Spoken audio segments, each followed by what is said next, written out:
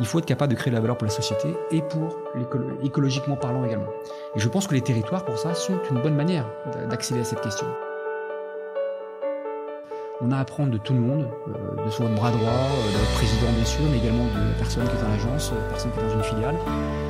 J'ai essayé de faire ça et c'est comme ça que les meilleures choses que j'ai faites en tout cas, c'est d'être capable de rester très connecté aux réalités du terrain.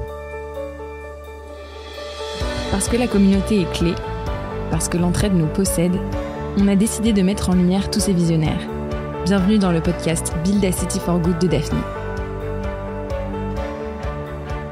Bonjour à tous, on est reparti pour un nouvel épisode, le premier de l'année. Et oui, on entame déjà 2022. Et pour cet épisode, je suis accompagnée de Chabir, que vous connaissez sûrement. Mais pour ceux qui écoutent le podcast pour la première fois, Chabir est investisseur chez nous. Salut Hello. Chabir. Si je devais dire bonjour à ce moment-là, mais je ne peux pas te C'est parfait.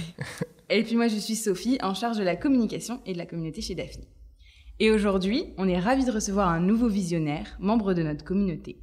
Encore un, vous allez me dire, mais on vous l'avait bien dit, ce podcast a été créé pour vous faire découvrir uniquement des profils inspirants qui nous entourent chez Daphne.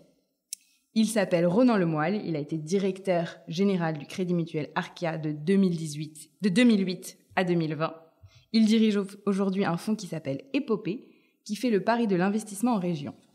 Et si on a des auditeurs bretons, cet épisode va vous plaire. Bonjour Ronan. Bonjour Sophie. Comment vas-tu? Meilleurs vœux.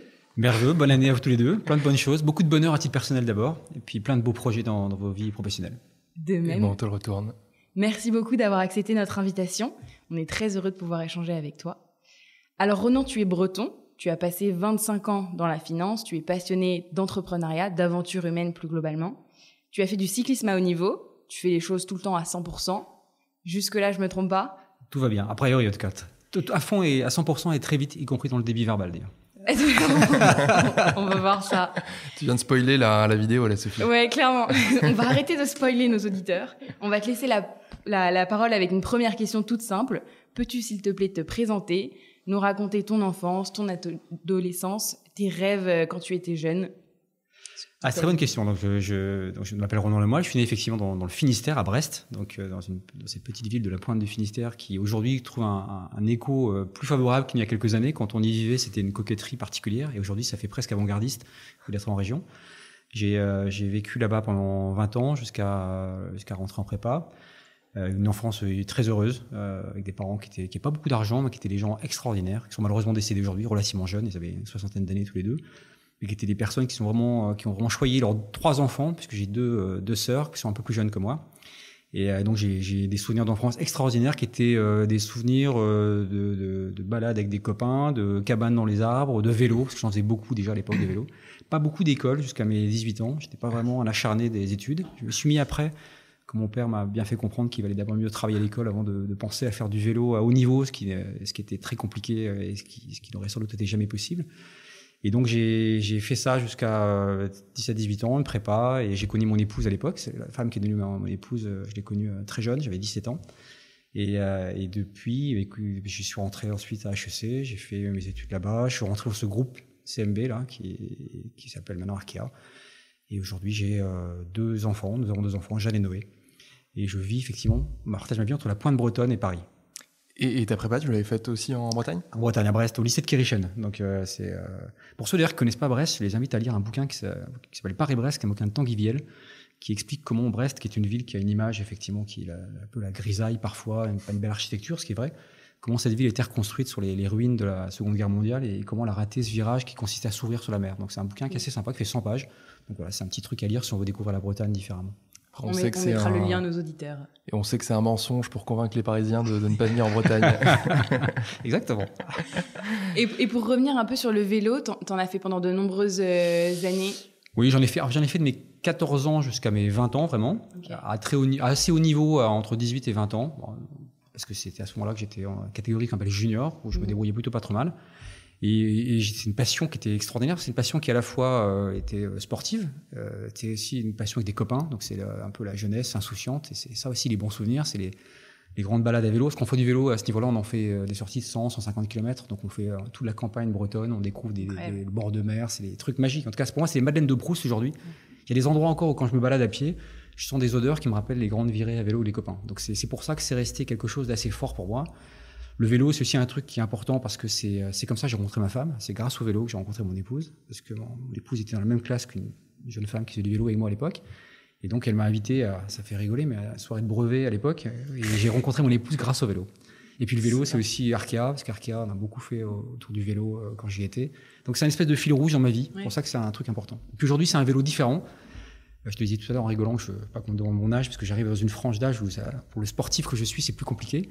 Et maintenant, le vélo, ça devient vraiment le vélo copain, balade, la Corse, le Lorez et l'Orja. Voilà, c'est ça le vélo maintenant. Incroyable. Et donc, tu arrives à Paris juste après ta prépa. Tu as une vingtaine d'années à peu près. Exactement, ouais. Et tu viens chez HEC. Ouais, je rentre à HEC à Jouan-Josas à l'époque. Ouais. Moi, j'y arrivais de ma campagne bretonne dans une prépa où on n'en faisait pas rentrer beaucoup à l'époque à HEC. Dans un monde qui était totalement différent pour moi, dont les codes, je les connaissais pas. Je dis souvent en rigolant pour expliquer ça, c'est comme quand vous allez à un premier dîner guindé, que vous arrivez avec 4 fourchettes, 4 couteaux et 3 petites cuillères, c'est pas par quoi commencer. Moi, j'étais un peu comme ça au départ. J'avais pas le mode d'emploi. Ouais. Et donc, j'ai un peu galéré au début. Et puis après, c'est comme tout, hein, l'expérience aidant, on s'y fait, on commence à trouver ses marques. Et puis voilà. Puis après, on fait son petit bonhomme de chemin.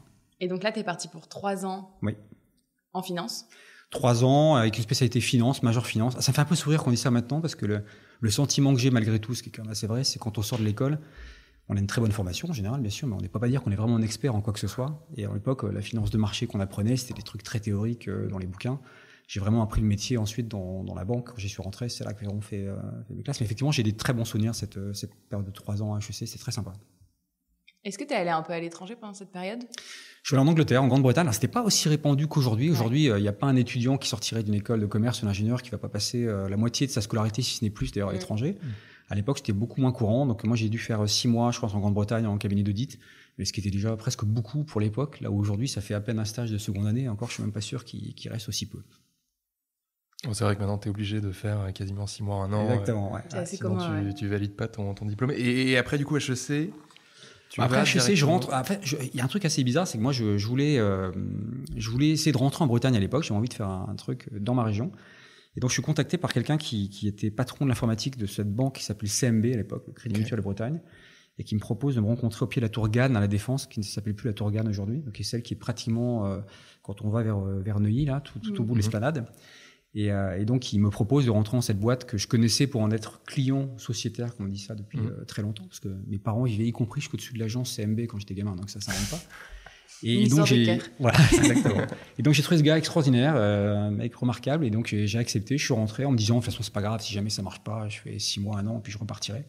Et j'y suis resté 25 ans. Voilà. Mais tu voulais travailler pour la Bretagne, enfin pour une société bretonne ou en Bretagne ? En fait, je pense que j'étais quelqu'un qui était attaché déjà à sa région. C'était pas tellement une société bretonne, c'est que j'avais vraiment un attachement très fort à ma région, qui s'est pas démenti depuis. Et pour le coup, c'était sans doute ça mon driver essentiel à l'époque. Mais je n'aurais jamais imaginé y rester 25 ans et faire le parcours que j'ai fait par définition. Je me revois encore y arriver le 4 juillet 1995, pour être précis, avec ma petite Talbot Horizon bleue toute pourrie, là, et me garer sur le parking pour reprendre mon job le premier jour. Si on m'avait dit que j'en sortirais 25 ans après, par la même porte, en étant directeur général de cette belle maison, j'aurais jamais imaginé ça par définition. C'est dingue, parce que pardon, Chavry. T'étais basé à Paris ou en Bretagne, du coup ? Alors, à l'époque, j'étais basé en Bretagne. Donc, j'ai fait une dizaine d'années à Brest avant de partir ensuite pour diriger Fortunio et ProCapital, qui étaient 2 filiales du groupe, à Paris. C'était pas à la Défense, je te voyais mal dans une grande tour à la Défense. Non, j'ai pas fait. Alors, la Défense, j'ai fait ça un peu chez Ernst & Young quand j'étais dans l'audit. J'ai fait un peu de tour là-bas, mais ça m'a pas vraiment passionné. Donc, c'était pas vraiment le truc que je préférais. Et là, si on refait l'histoire, du coup, parce que qu'on précise, t'as pas fait 25 ans la même position. Non. J'ai fait. En fait, je suis rentré dans un job qui s'appelle de l'organisation générale, c'est du consulting interne, pour faire court. J'ai fait 2 ans, puis après j'ai été patron du contrôle de gestion. C'est à l'époque où les contrôles de gestion, ça fait sourire maintenant, dans les groupes bancaires, se mettaient un peu en place, c'est les années 97-98. J'ai fait ça pendant 3-4 ans. Et après, je me suis occupé d'une belle boîte qui est proche d'ailleurs de Fred Delphine, qui s'appelle Suravenir, dont j'étais directeur technique et financier. Okay. Alors, je suis arrivé en 2001, je sais pas, pour ceux qui s'en rappellent, c'était la chute des marchés financiers assez tonitruante. Et donc, il y avait tout à remettre en place, tout à relancer, gérer l'actif qui faisait 12 milliards à l'époque, qui en fait 60 aujourd'hui, je crois. Et donc, j'ai fait ça pendant 5 ans. C'est mon premier poste de direction. J'avais 28 ans, 29 ans. Donc, c'est 45 personnes sous responsabilité. C'était un truc pour moi qui était assez important. J'ai fait ça 3-4 ans, et après j'ai dirigé une boîte qui n'existe plus aujourd'hui, qui s'appelait Symphonis, qui était un des 50 courtiers en ligne lancé dans les années 2000, avec un mandat qui était de faire en sorte que cette boîte, qui était un peu dans un corner, parce qu'elle avait une très bonne position en assurance vie online, mais pas très bien située sur le courtage de bourse, trouve un nouvel élan, ou alors la vendre. Et à l'époque, j'ai trouvé que c'était plus sympa de voir une piste de développement. Et c'est comme ça que je suis rapproché des fondateurs de Fortuneo Direct Finance, et qu'on a racheté Fortuneo, que j'ai fusionné avec Symphonis pour lancer Fortuneo Bank. C'est toi qui a... C'est moi moi et l'équipe qui était avec moi qui pilotait le rachat. C'est moi qui pilotais le rachat pour le groupe en 2006. Le jour de la naissance, d'ailleurs, c'est marrant, la négo se faisait passer le jour de la naissance de notre second enfant qui s'appelle Noé, donc ça c'est toujours assez marrant, le 3 juin 2006. Grande journée. Et c'est une grande journée. En fait, pour la petite histoire, le 2 juin, j'ai le mandat du conseil pour négocier l'achat. Je m'étais mis d'accord avec les vendeurs pour qu'on fasse la négo en Bretagne, dans le Finistère, à Roscoff, dans le Finistère Nord, pour ceux qui connaissent, c'est un endroit qui est magnifique, parce que mon épouse, elle a accouché dans les jours qui les suivent. Okay. Et ils m'ont appelé le matin, le samedi matin à 8h, en disant Renan, est-ce qu'on prend l'avion? On est à Orly. Ils m'ont dit, je leur ai dit, vous pouvez venir. Mon épouse a accouché à 4h du matin, ce qui est vrai. Donc, notre fils Noé était né à 4h. Donc on a attaqué la négo à 9h30, 10h. On a négocié tout le week-end. On a fait une pause le samedi soir dans un restaurant qui est magnifique à Roscoff. Le contexte s'y prêtait un peu. Et donc j'ai payé le champagne pour fêter ça. Et on s'est remis sur la figure, comme on dit, en négo jusqu'à 4h du matin. Et pendant 2 jours. Donc pour moi, c'est forcément un souvenir qui est assez incroyable. Ça paraît dingue. Et alors là, je me permets de sortir du fil, Sophie, tu me rattrapes si je dévie trop. Mais et comment ça se passe à ce moment-là, cette fusion? Enfin, c'est vrai que nous, on voit parfois des corporates racheter des boîtes. Ça se passe parfois très bien, parfois un peu moins bien. Ouais. Fortuneo, j'ai l'impression que ça s'est bien passé. Ouais, c'est bien passé. Par contre, j'en ai tiré mes premières expériences sur ce que je crois qu'il faut faire et ne pas faire quand on fait une acquisition, notamment d'une boîte dans l'innovation. Ça, moi, je suis arrivé avec des réflexes. C'était les réflexes de quelqu'un d'un grand groupe à l'époque. J'étais certes pas directeur général d'Arca, mais j'étais quand même positionné plutôt dans les dirigeants, on va dire, de ce groupe. Et donc, je suis arrivé avec les réflexes qui sont, quand on fait une acquisition, on met aux normes du groupe, on l'intègre, on fusionne l'informatique, etc. Et j'ai commencé à prendre au contact des fondateurs qui voulaient vraiment que la transition se passe très bien. C'est des gens qui ont créé Blackfin maintenant, que vous connaissez certainement, qui est un fonds assez intéressant. Laurent Bouillot, Paul Mizrahi, Régis Fraisse, Eric May. Et j'ai appris à leur contact qu'un truc qui est hyper important, c'est que les clients, ils passent une fois, alors que les synergies d'organisation, on les fait quand on veut. Ça paraît tout bête quand on dit ça, mais ça veut dire qu'avant de se précipiter quand on a fait un chèque relativement important, pour faire beau et caler l'informatique, fusionner les équipes, il vaut mieux d'abord aller chercher un maximum de clients, faire un maximum de synergie business, et ensuite on vient dans le reste. Et moi, j'ai commencé à apprendre ce qui peut paraître tout bête aujourd'hui, ces réflexes-là, qui sont des réflexes que les grands corporates n'ont pas forcément, parce qu'ils ont par définition une vision plutôt des choses au carré. La vision d'un grand groupe, c'est plutôt je mets tout au carré. Ce qui n'est pas du tout une critique, c'est dans l'ADN d'un grand groupe que de fonctionner comme ça. Il faut vraiment se contraindre à ne pas le faire pour justement se dire, ce que j'ai payé cher, je l'ai payé cher parce que ça vaut de l'argent. Si ça vaut de l'argent, c'est que ça marche bien a priori, sauf s'il a fait une mauvaise transaction. Commençons par bien faire fructifier ce patrimoine et ensuite, s'il faut faire des synergies, on les fera. On a fait des très belles synergies ensuite avec Fortuneo, quand on a fusionné l'informatique, des plateformes, etc. Mais c'était 2-3 ans après. On a attendu. Donc ça, c'est un premier renseignement que j'ai eu à l'époque, qui m'a guidé pendant toutes les opérations qu'on a pu faire. Et je me suis battu parfois en interne, y compris en n'étant pas toujours compris au premier abord. Parce que moi, j'aime bien convaincre plutôt que d'imposer. Mais j'ai toujours tenu à cette ligne directrice parce qu'elle est importante pour moi. C'est vrai qu'en soi, tu rachètes aussi une marque, quoi. Exactement. Enfin, quand tu investis chez Pumpkin... Exactement. Tu rachètes une marque, un actif, des dirigeants qui ont une vision que tu n'avais pas a priori. Sinon, si tu as eu la vision, c'est comme l'argent sur la table, faire tout seul, c'est plus simple. C'est plus simple. En tout cas, tu payes moins de goodwill, on va dire, parce qu'en général, il y a un peu de goodwill à la clé. Et donc, je pense qu'il faut respecter les boîtes qu'on achète, parce que les dirigeants qui sont là, en général, ou dirigeantes, ils ont une vision relativement claire de ce qu'il faut faire, ils ont une traction, un track record qui plaide pour eux, et donc il faut respecter ça. Et vous avez racheté ou investi majoritairement dans combien de boîtes, quand il y était? Moins de quinzaine, je pense, à peu près. Entre 15 et 20, je pense, à peu près. Ouais. De toute taille. Okay. Et il y en a certaines que tu as complètement intégrées, de là à sortir le front, enfin, effacer le nom, etc. ou... Ça, je crois pas qu'on l'ait fait de mémoire. Non, je crois qu'on a toujours gardé parce qu'en général, on achetait les beaux actifs qui étaient également, l'actif était également le nom. Donc, on a tout gardé, y compris, tu vois, Fortuneo, quand on l'a racheté, c'est Fortuneo qui a absorbé Symphonis. Le projet qu'on a vendu aux dirigeants, c'était de dire, on va faire de Fortuneo un acteur qui va s'appuyer sur un acteur fort qui est Arkea. Et c'est la marque Fortuneo qui sera conservée. Et donc, je crois qu'on a gardé, je crois pas qu'il y ait d'exception pratiquement toutes les marques. Ouais. Tu avais Fortuneo, tu avais Litchi. Fortuneo, Litchi, Pumpkin. Qu'est-ce qu'on a fait? On a fait chez Sharprince la gestion d'actifs. On a fait le CFCL qui est dans le crédit conso. Ouais. On a fait plein. Easymo. Je sais même plus tellement il y en a. Donc, on a fait loin de faire. Ouais. Et pour reprendre le fil, là, on arrive en quelle année? Alors, on est en 2018 Non, entre 2006 et 2008, juste avant que je sois DG d'Arkea. Ouais, exactement. Ouais. Et là, tu fais les deux. Là, tu as à la fois des fonctions chez Arkea et là, je dirige Fortuneo. Et là, tu diriges Fortuneo. Je dirige ProCapital, qui est une boîte qui fait du métier du titre. C'est un peu le métier moins glorieux des banquiers en ligne ou des courtiers en ligne, qui est hyper important. C'est le métier qui fait les passages d'ordre. Donc, je dirige les deux et je suis basé à Paris. Donc, sur les Champs-Élysées, au 26 avenue des Champs-Élysées. C'est là où était la boîte à l'époque. Ouais, sympa. C'est plus le cas aujourd'hui. Ouais, c'était un gros open space. C'était pour faire une marque, un endroit qui soit rassurant. Parce que la boîte était à l'époque, avant qu'on arrive, indépendante, donc ça rassurait. Aujourd'hui, les équipes sont plus là-bas, elles sont dans un endroit moins glamour, entre guillemets, sur la Défense aujourd'hui. Et vous étiez combien à l'époque?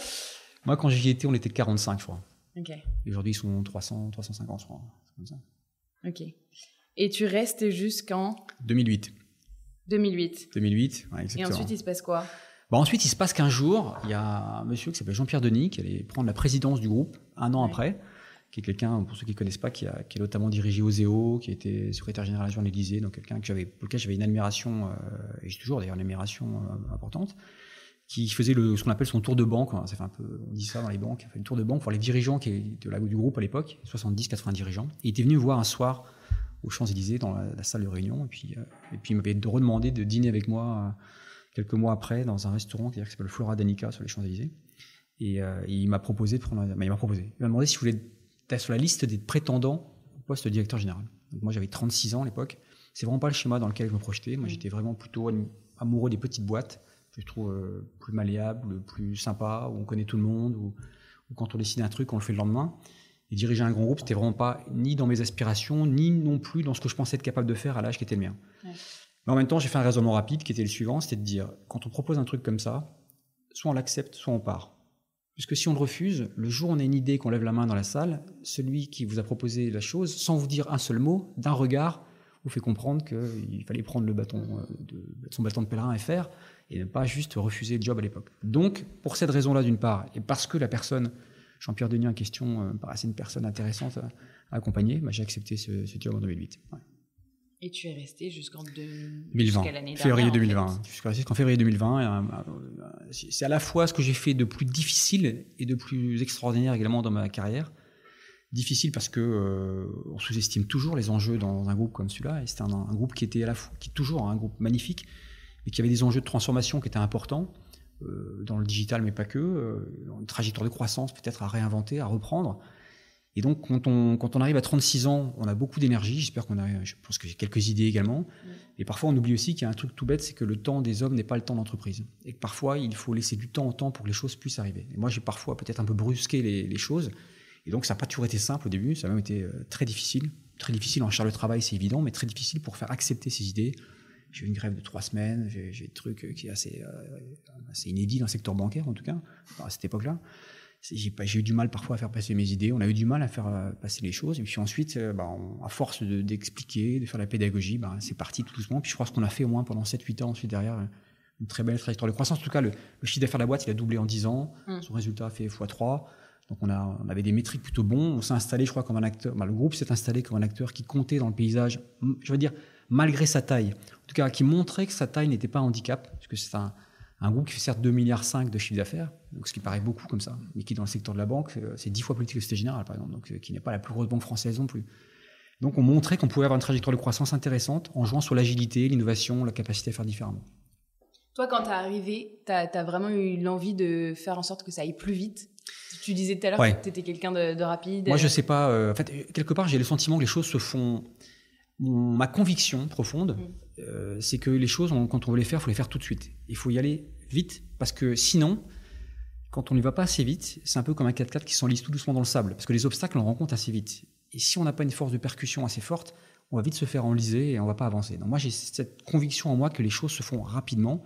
En tout cas, il faut initier le mouvement rapidement. Puis après, il faut parfois faire un pas de côté, reculer un peu, repartir. Mais j'avais déjà cette conviction-là, et effectivement, on a essayé de bouger beaucoup de lignes vite. Ça a parfois marché, parfois un peu moins. Mais au bout du bout, je regrette absolument pas ça, parce que je pense qu'il n'y a pas d'autre manière de faire les choses. En tout cas, j'en suis persuadé, en tout cas.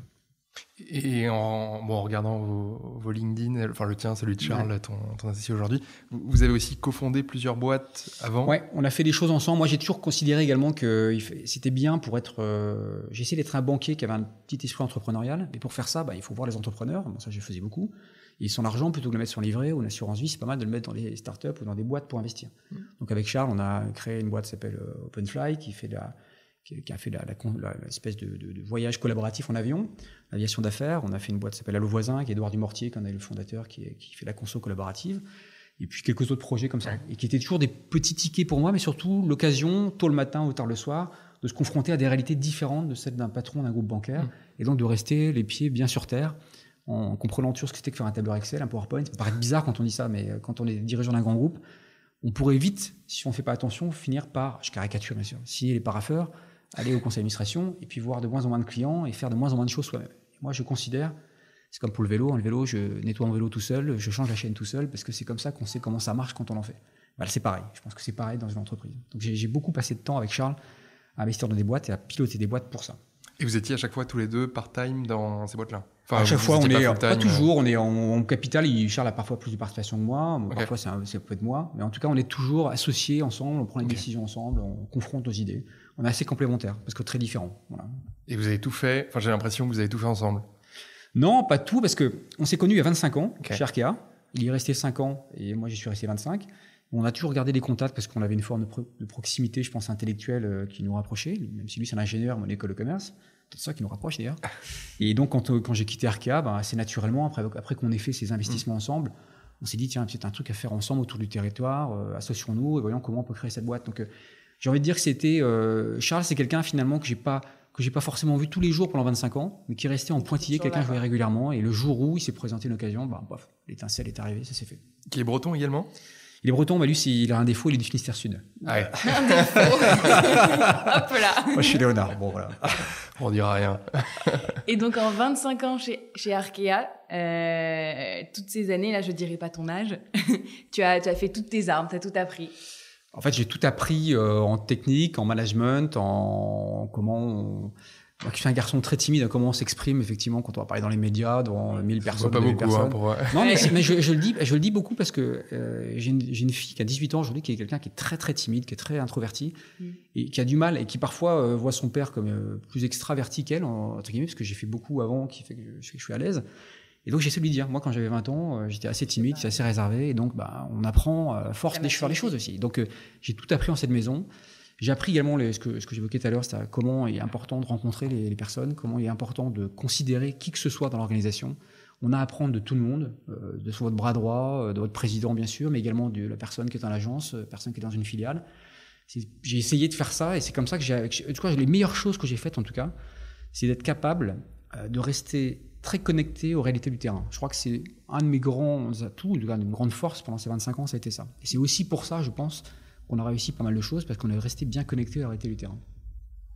Le temps file, on va peut-être passer à ton nouveau projet. Oui. Oh, attends, j'avais encore plein de questions. Vas-y. Sauf si tu as des contraintes. Non, ça va. Mais je dis, c'est un peu relié à ton nouveau projet. Et genre, je me souviens, nous, on avait fait un call qui était sublime, qu'on avait fait en avril, je pense, 2020, où tu avais un peu t'étais intervenu avec les bonnets de portefeuille. Très bien.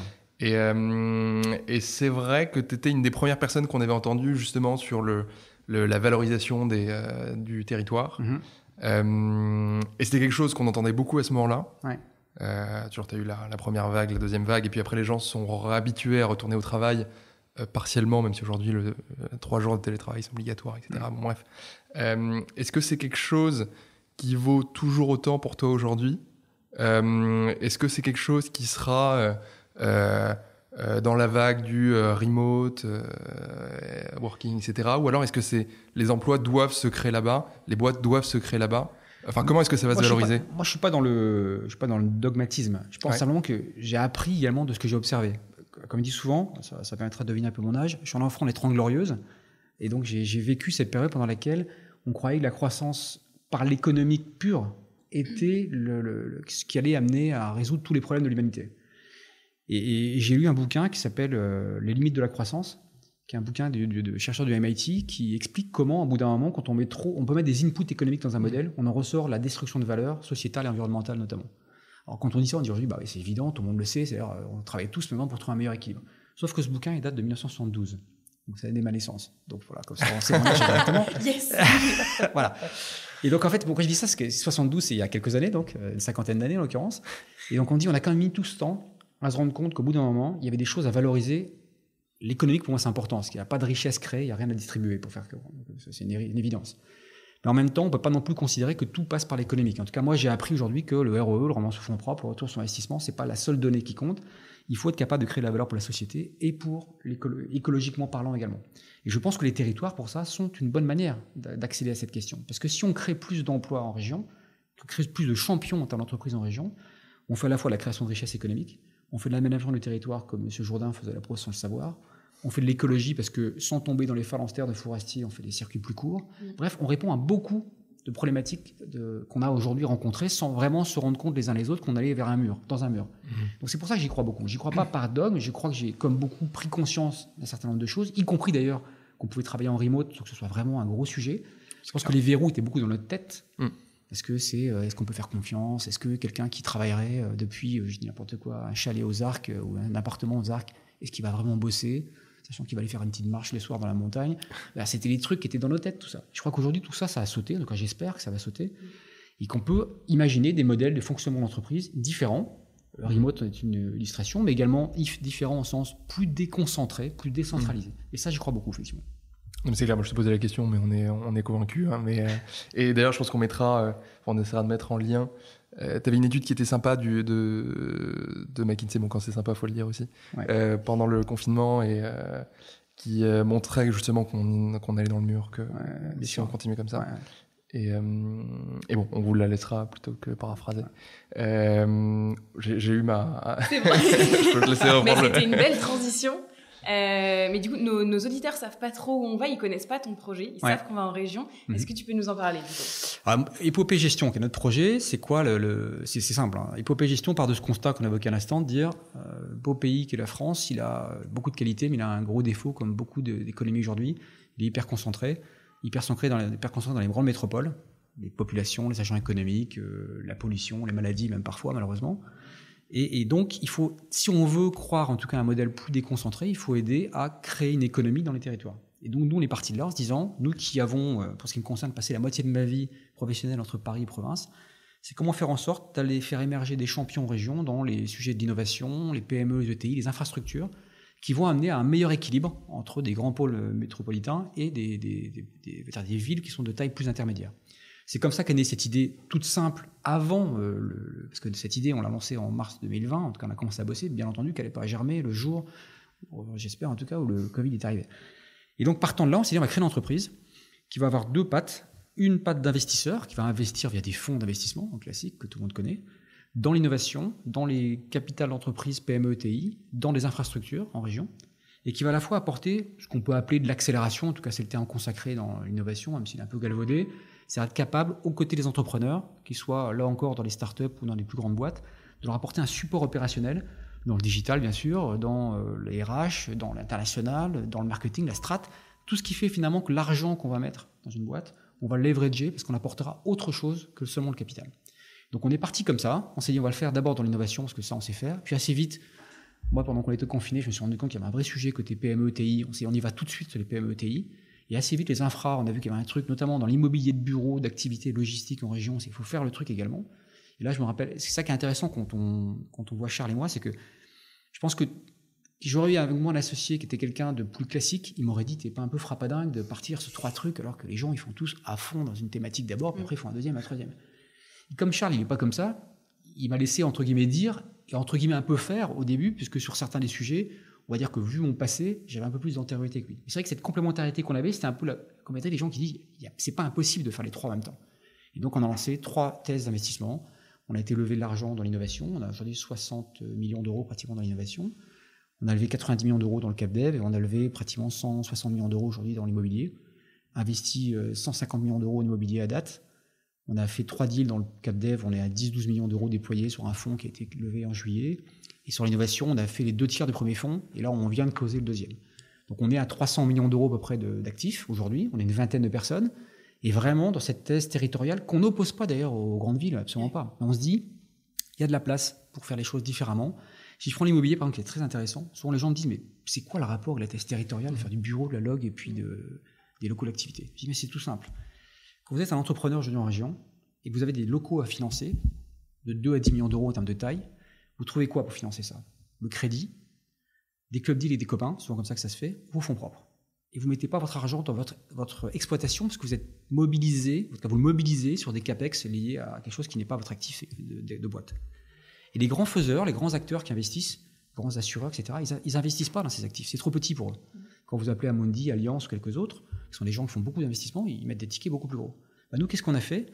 On a tout simplement fait en sorte d'apporter à ces gens qui cherchaient des modes de financement de leurs actifs, des acteurs qui, eux, parce qu'il y a un fonds qui a été créé pour ça, trouvaient une voie de diversification pour leurs investissements. Et c'est en cela qu'on a quelque part détourné le tuyau, entre guillemets, de l'investissement de ces grands acteurs pour le brancher sur une thèse territoriale qui n'existait pas avant. Donc voilà, on essaye d'inventer ces thèses-là, une thèse dont la colonne vertébrale est le territoire, pour faire en sorte que et du capital et quelque part de l'accompagnement arrive en région. Le Grand Ouest, parce qu'il nous concerne pour l'instant. Bah déjà, bravo. Ouais, chapeau. Et sur le CapDev et l'INO, c'est quoi ton scope exactement? Alors sur l'INO, nous, on est sur des thèses très early stage, hein. On est sur des tickets de 200 à 500 000 euros, sur les boîtes qui font un peu de chiffre d'affaires, mais qui n'ont pas un EBITDA négatif, qui n'ont pas encore forcément trouvé totalement leur modèle économique, forcément installés en région, dans le Grand Ouest, c'est vraiment ça qu'on cherche, et forcément qui ont besoin d'accompagnement opérationnel pour grandir. Donc c'est vraiment ça la thèse. On a aujourd'hui, j'ai 60 millions d'euros sous gestion, une quinzaine de lignes en participation. On a 2-3 boîtes qui sont un peu plus connues, des boîtes comme Écoterie, par exemple, qui est une boîte qui est en portefeuille, une boîte qui s'appelle Shopopop, qui fait la livraison de courses collaboratives. On a une boîte qui s'appelle Advalo, qui a été revendue il n'y a pas très longtemps. Donc on a quelques petites pépites comme ça. Et dans le CapDev, c'est différent. Le CapDev, c'est des boîtes où on fait du minoritaire, sur les entreprises qui ont une taille comprise entre 50 et 100 millions d'euros de valeur d'entreprise quand on arrive. On est agnostique en termes de secteur. La seule limite, c'est qu'on ne touche pas ce qu'on ne connaît pas. Je veux dire, c'est évident, mais ça va mieux en le disant. Et à chaque fois qu'on va investir, on veut être capable, aux côtés de l'entrepreneur, de l'aider à faire ou du build-up. Il y a à peine 12% des PME France qui font du build-up aujourd'hui, alors que c'est quand même une des thèses importantes pour grandir. D'ailleurs, c'est un truc qui est intéressant, c'est que tout le monde sait, tous ceux qui écoutent aujourd'hui savent qu'aujourd'hui, une start-up qui ne lève pas 50-100 millions d'euros, c'est rien, c'est petit. Mais quels sont les PME ou les ETI qui aujourd'hui lèvent plus de 10 millions d'euros véritablement? Si on veut créer des champions en région dans cette thématique-là, c'est pas 10 millions d'euros que mettre, c'est 40, 50, 100, 200 parfois. Si on veut créer en région Bretagne, par exemple, des groupes Le Duf, on connaît la Priorité Dorée, Delarte, qui est un groupe rennais qui fait 2,3 milliards de chiffre d'affaires aujourd'hui, qui est un groupe qui est né en bas de la rue Jean Jaurès à Brest il y a 30 ans, fondé par Le Duf. Si on veut refaire des champions comme ça, il faut être capable d'apporter du capital. Donc c'est vraiment cette logique-là que nous on essaie d'apporter, avec en plus, comme on se veut être un fonds d'entrepreneur pour entrepreneurs, cette proximité avec l'entrepreneur qui fait qu'il nous écoutera peut-être plus que d'autres financiers, quand on va essayer de lui apporter du savoir-faire, parce qu'il va considérer qu'il n'a pas juste le releveur de compteur, entre guillemets, mais quelqu'un qui comprend ses problématiques. C'est vraiment ça qu'on essaie de faire. C'est clair. Bon, on a un peu des points communs, ouais. Je pense, ouais. C'est beau. Clairement.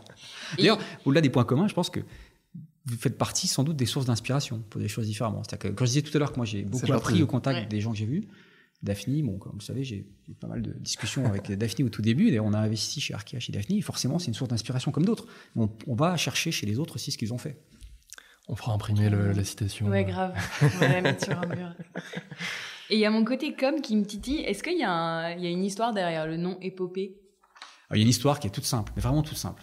C'est qu'en fait, au moment où on cherchait le nom, avec Charles, on avait déjà 2-3 personnes qui bossaient avec nous, dont une qui s'appelle Alexandre Gallou, qui est un jeune breton de 31 ans, qui a fait HEC également d'ailleurs, et qui a la Bretagne chevillée au corps, et qui lui voulait vraiment nous accompagner. Alors, ça fait marrant, c'est pour ça que je disais que mon âge est toujours un sujet, c'est qu'il dit des seniors comme vous, je veux accompagner le projet à vos côtés.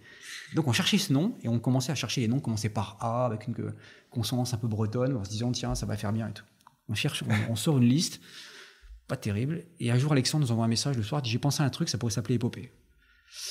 Là, Charles se regarde, il faut qu'il nous explique le truc. Hein. Et donc, en fait, Alexandre nous a expliqué pourquoi épopée. Quand on regarde ce que sont les belles épopées, c'est comment, effectivement, on va être un conquérant ailleurs, mais rester bien ancré chez soi. Comment les plus grands conquérants ont été les gens qui ont été capables d'avoir leurs racines bien ancrées.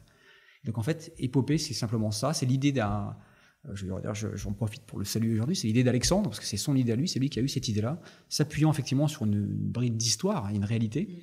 qui en plus a un nom qui est assez sympa.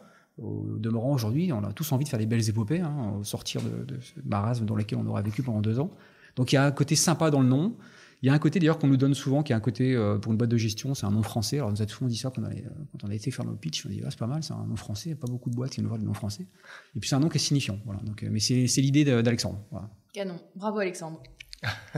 ton discours était assez complet. Chabir, tu as des questions encore? Non, je te laisse la main. On peut passer à la question de la fin, les questions de la fin. Ouais. Comment est-ce que tu décompresses? Comment est-ce que tu te déconnectes? Bon, je suis pas très bon pour déconnecter d'abord, mais ma seule méthode, c'est le vélo. Le sport me fait déconnecter. Pourquoi en fait, je vais avouer un truc, je vous le disais tout à l'heure à tous les deux. À la fois le vélo, ça me déstresse, et en même temps j'ai des problèmes d'audition depuis une vingtaine d'années, plus que ça, 25 ans, avec des gros acouphènes.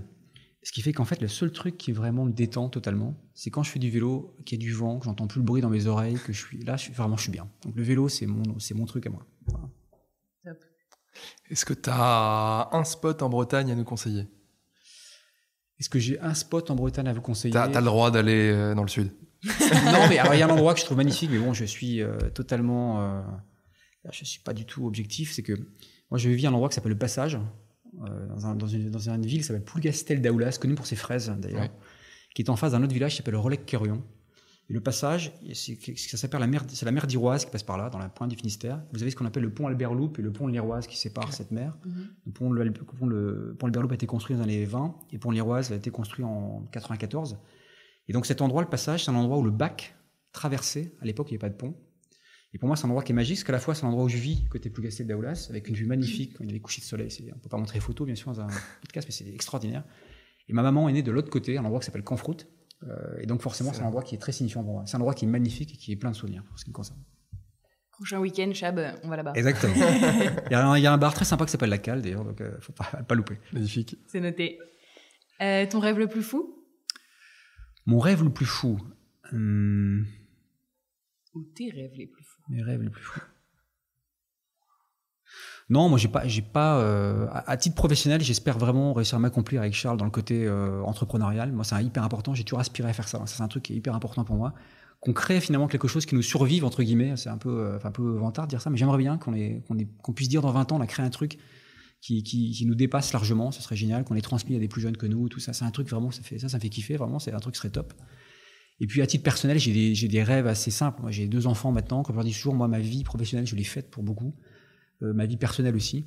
Moi, mon plus grand bonheur, c'est leur réussite à eux. Donc moi, mon bonheur ultime, c'est de voir mes enfants s'épanouir. Voilà, je ne peux pas rêver mieux. Voilà. Et d'ailleurs, en parlant de Charles, vous avez hésité à le monter ensemble et à vraiment créer une aventure commune, et quitte à peut-être perdre une amitié, ou non, on n'a pas hésité. C'est vrai que c'est différent quand on est associé. Après, des fois, il y a un moment où on n'est pas d'accord, plus d'accord, ça dépend de tempérament. Nous, on arrive plutôt à se dire les choses, je pense. Mais on n'a pas hésité. On savait qu'il y avait cette dimension-là. Ouais. Que pour l'instant, on appréhende plutôt bien, parce qu'on a plutôt tendance à se dire les choses bien, posément, mais donc on ne laisse pas les abcès. Il y en a toujours qui arrivent à se développer de trop. Ouais. Non, on n'a pas hésité. Non, vraiment pas. Super. Pardon, Sophie. La prochaine question, qu'est-ce qui t'empêche de dormir la nuit?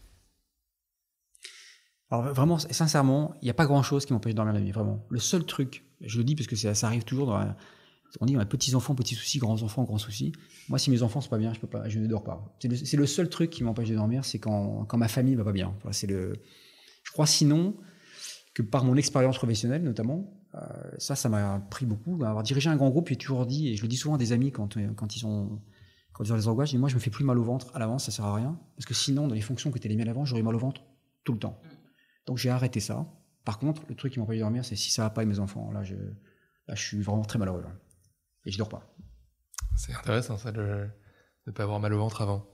Exactement. Une belle image. Allez, une petite dernière, ton plaisir coupable? Mon plaisir coupable. Moi, le vin, en fait. Je suis un malade mental, le vin. Alors, j'ai une hygiène de vie, je fais beaucoup de vélo, etc. Donc, je fais très attention à ce que je mange et à ce que je bois. Donc, je bois jamais d'alcool en semaine. Sauf exception en vacances. Sinon, je bois pas une goutte d'alcool en semaine. Par contre, le week-end, le vendredi soir, le samedi soir, j'adore le très bon vin. Donc, mon grand truc, c'est descendre dans ma cave, chercher une bonne bouteille de Bourgogne et de Bordeaux. C'est un truc. C'est un kiff. Avec des copains, c'est ça, j'adore ça. Bon, bah, on conclut sur du vin, c'est bien. Exactement. Moi, je sais pas si c'est coupable, mais sur en tout la cas... convivialité. Non, est-ce que tu as d'autres choses dont tu voudrais parler? Non, on a fait un bon tour d'horizon, je pense que c'était intéressant. Ouais. J'aime bien vos questions, très cool, sympa. en tout cas. Bien décalé comme il faut. Merci d'avoir Merci à vous deux. avec nous. Merci infiniment. Et puis on remercie nos auditeurs de nous suivre depuis les débuts et puis on les invite à liker, partager, commenter. Et surtout, n'allez pas en Bretagne, il pleut tout le temps. C'est vrai, plusieurs fois par jour. Il pleut 36 heures sur 24. Big up aux Bretons. Exactement. À bientôt, merci beaucoup. À bientôt, au revoir. Merci.